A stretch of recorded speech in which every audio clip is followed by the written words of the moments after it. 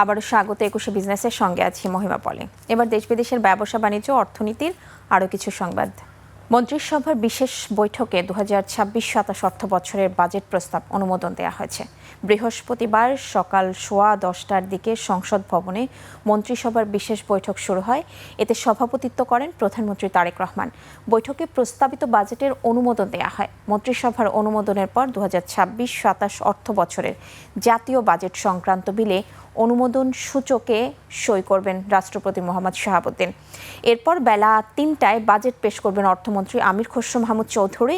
এটি প্রধানমন্ত্রী তারেক রহমান নেতৃত্বাধীন সরকারের প্রথম বাজেট এবং অর্থমন্ত্রী হিসেবে আমির খসরু মাহমুদ চৌধুরীও প্রথম বাজেট। ২০২৬-২৭ অর্থ বছরের বাজেটের আকার হতে পারে ৯,৩৮,০০০ কোটি টাকা। রাজস্ব আয়ের লক্ষ্যমাত্রা নির্ধারণ করা হয়েছে ৬,৯৫,০০০ কোটি টাকা। আর বাজেটে মোট 2,43,০০০ কোটি টাকার ঘাটতি থাকতে পারে। আসন্ন ২০২৬-২৭ অর্থ বছরের বাজেটে জিডিপির প্রবৃদ্ধির লক্ষ্যমাত্রা ধরা হতে পারে ৬.৫%। এছাড়া মূল্যস্ফীতির লক্ষ্যমাত্রা ধরা হতে পারে ৭.৫%।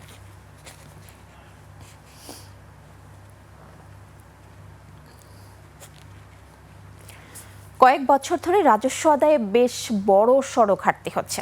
চলতি অর্থ বছরে জুলাই এপ্রিল 10 মাসে ৬৯,৭৮২ কোটি টাকা ঘাটতি হয়েছে। সব মিলিয়ে এনবিআর এর আদায় প্রায় ৩.৫ লাখ কোটি টাকা। এমন বাস্তবতায় আগামী অর্থ বছরে এনবিআরকে দিয়ে ৬,০৪,০০০ কোটি টাকার রাজস্ব আদায় করতে চান অর্থমন্ত্রী। এই বিশাল লক্ষ্য অর্জনে এনবিআর বিভিন্ন ক্ষেত্রে শুল্ক কর বাড়ানোর পরিকল্পনা করেছে। ফলে সাধারণ মানুষের উপর করের চাপ কিছু ক্ষেত্রে বাড়তে পারে। সাদাত হাবিবি সেতুর রিপোর্ট।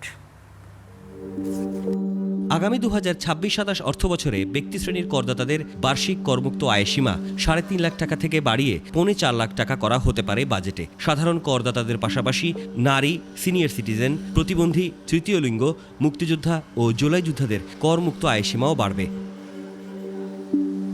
কর্পোরেট কর হার অপরিবর্তিত রাখা হতে পারে পরবর্তী ৫ বছরের জন্য। তবে বাজেট অধিবেশনে পুঁজিবাজারে পাবলিকলি লিস্টেড কোম্পানির জন্য কর্পোরেট কর হার কমানোর ঘোষণা আসতে পারে। একই সাথে রিটার্ন জমা দেওয়ার সংখ্যা বাড়াতে ব্যাংক হিসাব খুলতে কর শনাক্তকরণ নম্বর বা টিআইএন থাকার বাধ্যবাধকতা আরোপ করা হতে পারে। আগামী অর্থ বছর থেকে বছর জুড়েই রিটার্ন দেওয়া যাবে। বছরের শুরুতে রিটার্ন দিলে থাকবে কর ছাড়ের সুবিধা। এদিকে ১৫০ সিসির ইঞ্জিন ক্ষমতার বেশি মোটরসাইকেল নিবন্ধনের ক্ষেত্রেও টিআইএন বাধ্যতামূলক করা হতে পারে। আয়ের খাত বাড়বে কিনা, আয় বাড়বে কিনা, রাজস্ব আহরণ বৃদ্ধি পাবে কিনা, এটা একটা অনেক বড় চ্যালেঞ্জ হতে পারে। রপ্তানির প্রণোদনার অর্থের উপর বর্তমানে বিভিন্ন হারে উচ্ছে কর আগামী অর্থবছরে কমিয়ে ৫% করা হতে পারে। বিদেশি বিভিন্ন উৎস থেকে বেসরকারি খাতের উদ্যোক্তাদের নেওয়া ঋণের সুদের বিপরীতে ২০% উচ্ছে কর কমিয়ে ১০% করা হতে পারে। কৃষি ও ভোগ্যপণ্য সরবরাহের ক্ষেত্রে বর্তমানে করদাতাদের ৫ থেকে ১% হারে যে উচ্চ কর দিতে হয় তা কমিয়ে ০.৫% করার প্রস্তাব করা হবে। এসব পণ্যের মধ্যে রয়েছে ধান, চাল, গম, আলু, পেঁয়াজ, রসুন, আদা, লবণ, চিনি ও ভোজ্য তেল। দেশীয় কোম্পানির জন্য প্রথম ১০ বছরে ভোজ্য তেল উৎপাদনে কর অব্যাহতি সুবিধা দিতে চায় সরকার। দেশি বিদেশি বিনিয়োগকারীদেরকে আকৃষ্ট করে আরও একটি বিনিয়োগ বান্ধব দেশ হিসেবে যদি বাংলাদেশকে আমরা বিশ্বের মধ্যে পরিচিতি করতে চাই, তাহলে বর্তমান এই কর কাঠামোর আমূল পরিবর্তন প্রয়োজন আছে। নতুন উদ্যোক্তাদের জন্য ৫ বছরের জন্য করমুক্ত সুবিধা ব্যবস্থা রাখা হতে পারে। এলএনজি আমদানি, হাসপাতালের বেড ও চিকিৎসা সরঞ্জামের ক্ষেত্রে ভ্যাট ১৫% থেকে কমিয়ে ০% করা হতে পারে। এপিআই বা ওষুধের কাঁচামাল আমদানিতে শুল্ক ছাড় ২০৩০ পর্যন্ত বাড়ানো হতে পারে। স্থানীয় শিল্পকে সুযোগ দিতে মুঠোফোন, fridge, AC, washing machine, ATM, CCTV camera, দেশীয়ভাবে উৎপাদনে কাঁচামাল আমদানিতে শুল্ক ও কর অব্যাহতি সুবিধা ২০৩০ সাল পর্যন্ত বাড়ানো হতে পারে। এসি ও ফ্রিজের উৎপাদন পর্যায়ে ১৫% ভ্যাট কমিয়ে ৭.৫% করা হতে পারে। মুঠোফোন উৎপাদনে ২২ ধরনের কাঁচামাল আমদানিতে অগ্রিম কর ৫% থেকে কমিয়ে ১% করার প্রস্তাব করা হতে পারে।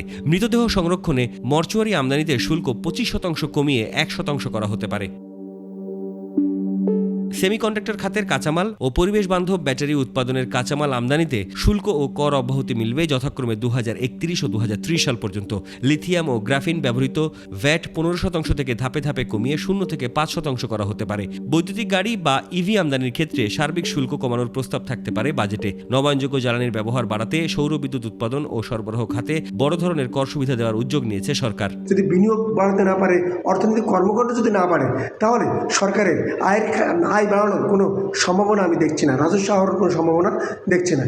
অন্যদিকে বেশ কিছু খাতে ভ্যাটের হার বাড়তে পারে আগামী বাজেটে। নির্মাণ সেবায় ভ্যাট 7.5% থেকে বেড়ে 10% হতে পারে। কন্টেন্ট ক্রিয়েটররা ভ্যাট থেকে ছাড় পেলেও অনলাইন মার্কেট প্লেসে কমিশনে ভ্যাট 5% থেকে বেড়ে 15% হতে পারে। মোবাইল হ্যান্ডসেটে ভ্যাট 5 থেকে 7.5% থেকে বেড়ে 7.5 থেকে 10% করা হতে পারে। প্লাস্টিকের বাসনপত্র ও হাইজিন পণ্যে 7.5% থেকে ভ্যাট বাড়ানো হতে পারে 15% পর্যন্ত।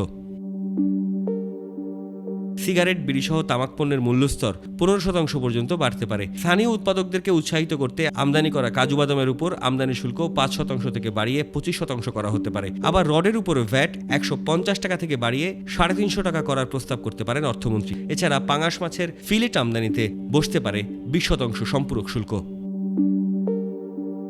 সাদাত হাবিবি সেতু, 21 টেলিভিশন, ঢাকা। চলতি 2025-26 অর্থ বছরের সাময়িক হিসাবে মাথাপিছু আয় বেড়েছে $3,020, যা গত অর্থ বছর ছিল $2,769। এ হিসেবে বাংলাদেশে মাথাপিছু আয় বেড়েছে $251।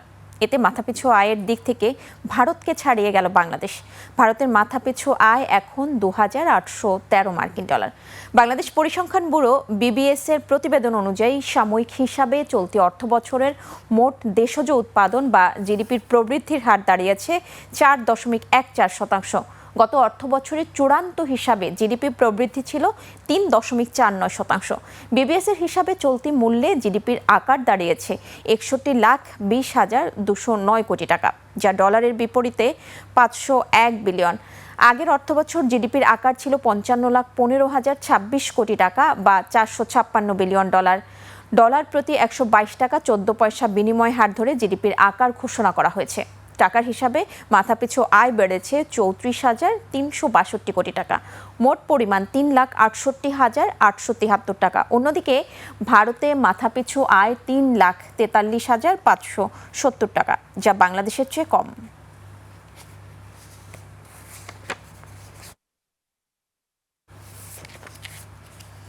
এবার এশিয়ার প্রধান শেয়ার বাজারের খবর। সূচকের মিশ্র প্রবণতা দেখা যাচ্ছে এশিয়ার বেশিরভাগ পুঁজিবাজারে।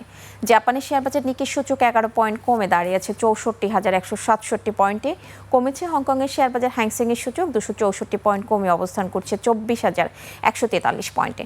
বেড়েছে সিঙ্গাপুর STI সূচক, এটি 4 পয়েন্ট বেড়ে অবস্থান করছে 4,963 পয়েন্টে। চীনের শেয়ার বাজার সাংহাই কম্পোজিট ইন্ডেক্স অবস্থান করছে 3,970 পয়েন্টে, যা আগের দিনের চেয়ে 22 পয়েন্ট কম। বোম্বের সেন্সেক্স 30 ইন্ডেক্সকে দেখা যাচ্ছে ঊর্ধ্বমুখী প্রবণতায়। সেন্সেক্সের সূচক 278 পয়েন্ট বেড়ে অবস্থান করছে 74,261 পয়েন্টে। বেড়েছে থাইল্যান্ডের থাই স্টক এক্সচেঞ্জের সূচক, এটি 13 পয়েন্ট বেড়ে অবস্থান করছে 1,577 পয়েন্টে। এখন জানিয়ে দিচ্ছি আন্তর্জাতিক বাজারে জ্বালানি তেলের মূল্য পরিস্থিতি। বিশ্ব বাজারে জ্বালানি তেলের দাম বেড়েছে।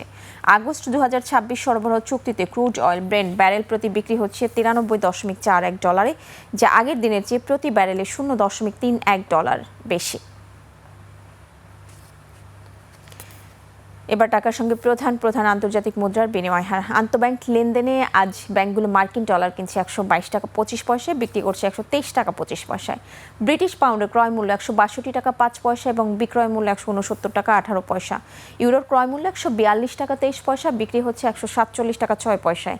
জাপানি ইয়েন ক্রয় হচ্ছে 72 পয়সা আর বিক্রি হচ্ছে 79 পয়সায়। এদিকে ব্যাংকগুলো কানাডিয়ান ডলার কিনছে 87 টাকা 30 পয়সায়, বিক্রি করছে 90 টাকা 27 পয়সায়। ভারতীয় রুপির ক্রয় মূল্য 1 টাকা 20 পয়সা, বিক্রি হচ্ছে 1 টাকা 37 পয়সা। সৌদি রিয়ালের ক্রয় মূল্য 32 টাকা 46 পয়সা এবং বিক্রয় মূল্য 33 টাকা 22 পয়সা। মালয়েশিয়ান রিঙ্গিত ক্রয় হচ্ছে 29 টাকা 88 পয়সা এবং আন্তঃব্যাংকে বিক্রি হচ্ছে 30 টাকা 78 পয়সায়। দর্শক, এরই সঙ্গে শেষ করছি আজকের 21 বিজনেস। আগামী রোববার দুপুর 1টায় আবারও ফিরে আসবো 21 বিজনেসের নিয়মিত সব আয়োজন নিয়ে। দেখার আমন্ত্রণ রইল। 21-এর সাথেই থাকুন।